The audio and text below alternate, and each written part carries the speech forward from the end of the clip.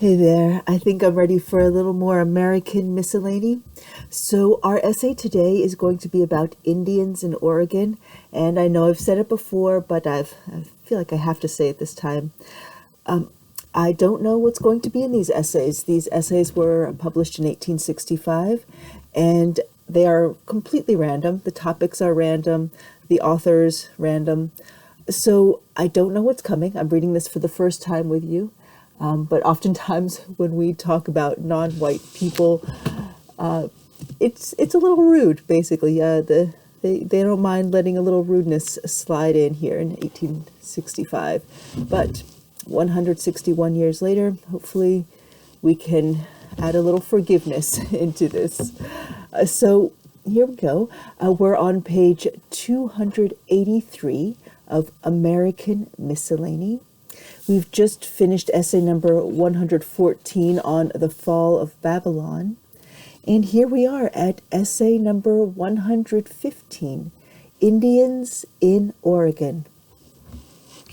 We will first describe the Indians of the plains. These live in the upper country from the falls of the Columbia to the Rocky Mountains and are called the Indians of the plains because a large proportion of their country is prairie land.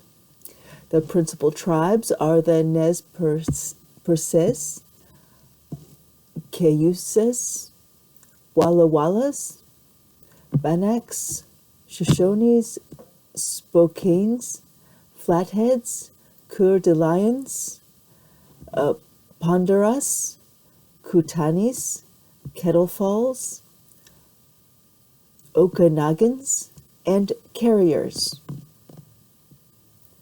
These do not include probably more than one half of those east of the falls, but of others we have obtained but little definite knowledge. These all resemble each other in general characteristics. In their persons, the men are tall, the women are of common stature, and both men and women are well formed. While there is a strong natural as well as a moral resemblance among all Indians, the complexion of these is much the same as other Indians, excepting a little fairer. Their hair and eyes are black, their cheekbones high, and very frequently they have aquiline noses. Their hands, feet, and ankles are small and well formed, and their movements are easy, if not graceful. They wear their hair long, parted upon their forehead, and let it hang in tresses on each side, or down behind. There is a great resemblance in their dress, which generally consists of a shirt worn over long, close leggings. That's spelled Leggins. Long, close leggings, with moccasins for their feet. These are of dressed leather, made of the skins of deer, antelope, mountain goats, and sheep, and over these they wear a blanket or buffalo robe. The borders of their garments are ornamented with long fringes after the manner of the ancient Jews. They are fond of ornaments, and according to their means, their heads and garments are decorated with feathers, beads, buttons, and porcupine quills, the last of which are colored red, yellow, blue, and black, and worked with great skill and variety of design. They appear to have less of the propensity to adorn themselves with painting than the Indians east of the mountains. But still at their toilet, vermilion mixed with red clay is used upon their faces and hair. The dress of the women does not vary much from the men, excepting that, instead of the shirts, they have what may be called a frock coming down to the ankles. Many of them wear a large cape made of the same material, and often highly ornamented with large oblong beads of blue, red, purple, and white, arranged in curved lines covering the whole. Some of the daughters of the chiefs, when clothed in their clean white dresses made of antelope skins, with their fully ornamented capes coming down to the waist, and mounted upon spirited steeds going at full speed, their ornaments glistening, glittering in the sunbeams, make an appearance that would not lose in comparison with equestrian ladies of the East. Their horses are not less finely caparisoned with blue and scarlet trimmings about their heads, breasts, and loins, hung with little brass bells. While a want of cleanliness is a characteristic of all heathen, the Indians of the plains are less reprehensible than others, and far more neat than those of the lower country towards the Pacific. It is not to be understood that there are not those who are poor, suffering from the want of food and clothing.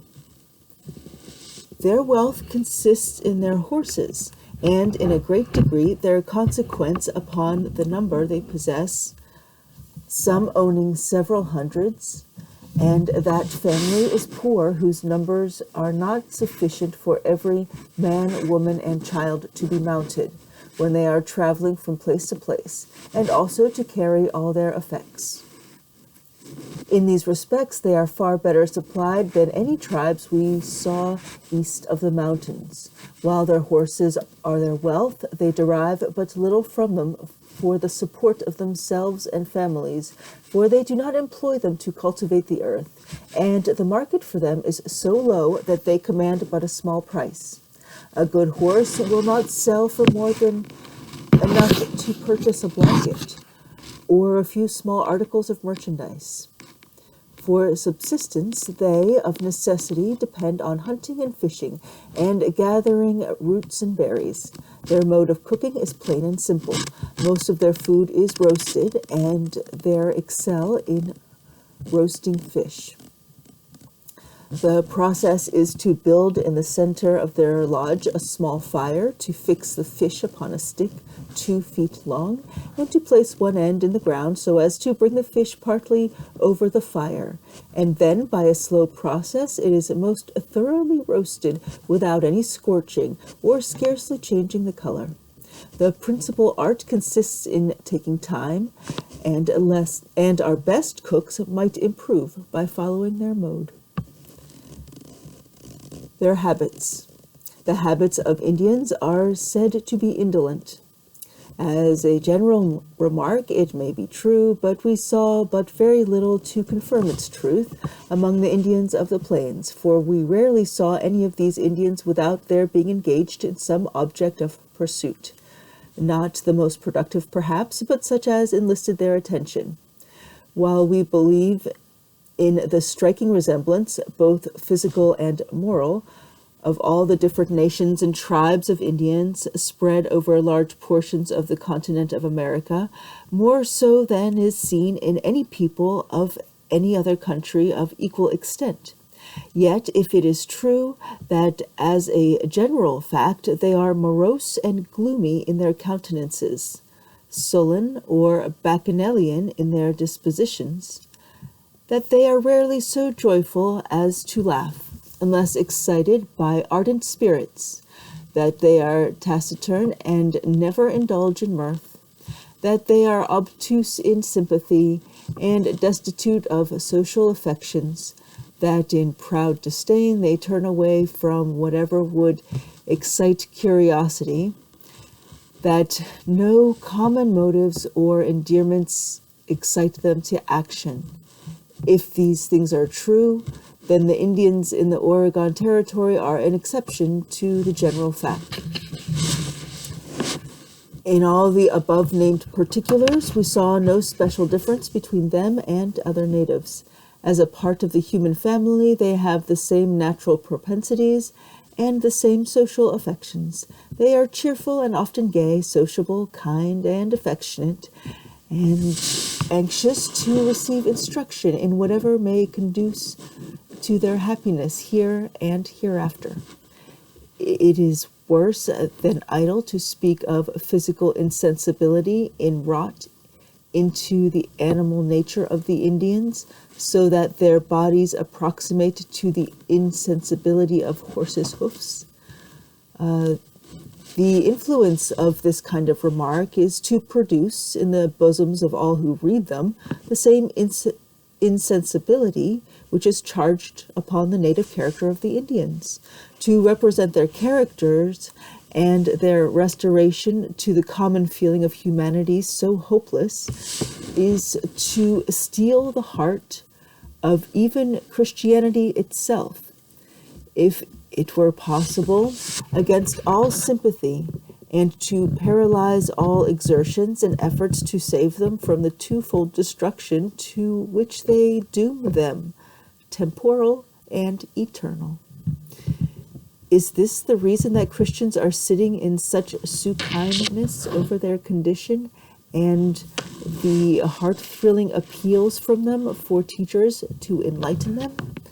Is this the reason that while the philanthropy of the United States' citizens towards them is so widely blazoned, that those who are sent to teach them the arts of civilized life are sitting quiet on the borders in government pay, while the Indians are roaming still over the prairie in search of uncertain and precarious game? We forbear to tell the story. They have but a few manufactures, and those few are the most plain and simple, not extending much beyond dressing the skins of animals and making them into clothing, making bows and arrows, and some few articles of furniture. In dressing their skins, they never make any use of bark or tanning in any way. Their process is to remove the hair and flesh from the skins by scraping them with a hard stone or wood, or, when it can be obtained, a piece of iron hoop, and then besmearing them with the brains of some animal. They smoke them thoroughly and rub them until they are soft, and after this bleach them with a pure white clay. Their mode of smoking is to dig or excavate a small place in the ground about a foot deep, and over this to construct a small fixture in the form of a lodge, a few feet wide at the base and brought to a point at the top. Then they build a small fire in its center and place the skins around upon the framework so as to make the enclosure almost smoke-tight. The process occupies about 1 day. Their mode of dressing buffalo robes is different. It is by stretching the skin upon the ground, flesh side up, fastening it down with pins around the border.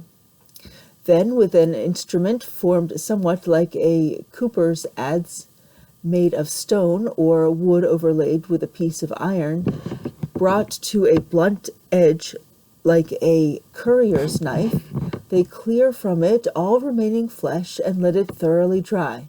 After this, with the same instrument, they work upon it with a pounding, hewing stroke, until they have brought it to a suitable thickness and rendered it soft and white, in the same condition as our buffalo robes are when brought into market.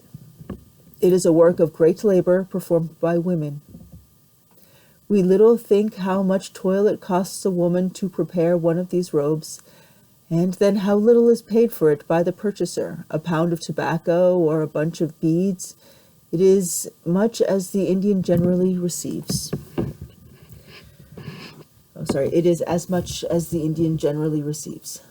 Their bows are made of the most elastic wood, strengthened with the tendons of animals, glued upon the backside, and a string made of the same substance. Their arrows are made of heavy wood, with one end tipped with a sharp stone or a pointed iron, and the other end pinnated with a feather. While the first is to pierce, the latter is to govern the direction. Their bows and arrows performed astonishing execution, and they manage them with great dexterity. Most of their cooking utensils, which they now use, are obtained from traders. These do not often extend beyond a brass kettle, tin pail, and a very few knives. They have bowls which they manufacture very ingeniously from the horns of buffalo, and sometimes those are large and more solid from the horn of the big-horned mountain sheep. They have spoons of very good structure made of buffalo horns. Also, they have various kinds of baskets of rude workmanship. Their saddles are rude, somewhat resembling the Spanish saddle, having a high knob forward and rising high on the back part, generally sitting uneasy upon the horse's back. Their bridles are only a rope, well made of hair, or the shag horse, or the shag of the buffalo, fastened to the under jaw of the horse, very long, so as to form the lasso. This is so coiled in the hand as to form a noose when thrown over the horse's head, which is done very dexterously, and when they are mounted, the rope or leather thong, which is often used in its place, trails along upon the ground. This is often left upon the horse's neck when he is turned out for a short time to feed, for the convenience of more easily catching him. Their canoes, before they obtained iron hatchets of the traders, were, with a great labor and patience, made with hatchets of stone. And even now it is with no small effort. A canoe of good construction is valued as high as 1 or 2 good horses. Their fishing nets are another article which is well constructed, formed of wild flax, and in every particular like our scoop nets.